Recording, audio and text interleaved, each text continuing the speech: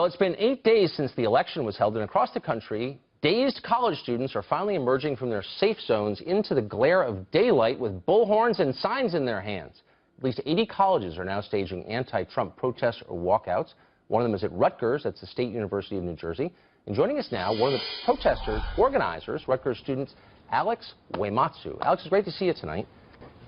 So since you're in college and you're thinking of the big things, the big ideas here, you're upset that there are undocumented students, as you say, on your campus, and you don't think President-elect Trump is sympathetic enough to them. So let's sort of pull back a little bit. Who do you think has a right to come to this country? You apparently assume that these people have a right to be on your campus taking a state-subsidized education. Who has a right to come to the United States? I believe that everyone should be able to come to the United States. We are always and have been and are still a nation of immigrants. And so I believe that, you know, there is no line. We can let in as many people as we choose in terms of policy. And it's, you know, there's artificial limits set on who can come in, who can't, from what countries and from what countries can't, right, whether they're skilled or not. And I feel like that is abandoning our heritage as a nation of immigrants. So anybody who wants to come should come. Now, most of those people who do come, the low-skilled ones, are a net cost to taxpayers. They take more in services than they produce. You know the supply and you know the basic economic laws. So you believe then that taxpayers have a moral obligation to subsidize anybody who wants to come here? I'm not sure where you're getting those figures from. I've heard different figures.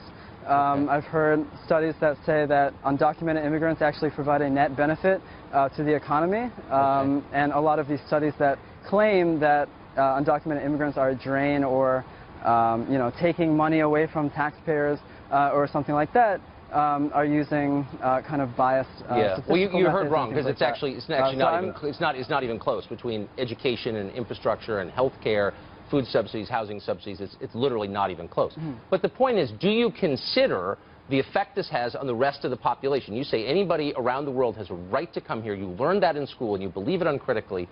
Do you think that everyone else who lives in this country has a right to say, wait a second, we should be able to choose who comes here?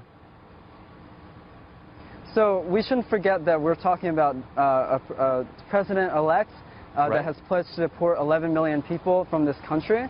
And so that's what I would like to keep the focus on, is the tremendous human rights violation that would entail. A deportation force rounding up people who are undocumented, people who have been here for their entire lives, almost. People, you know, we had a person at our rally today who was, you know, who was brought here at 3 months old. And he's, you know, he's undocumented, but he's an American. He deserves to be here.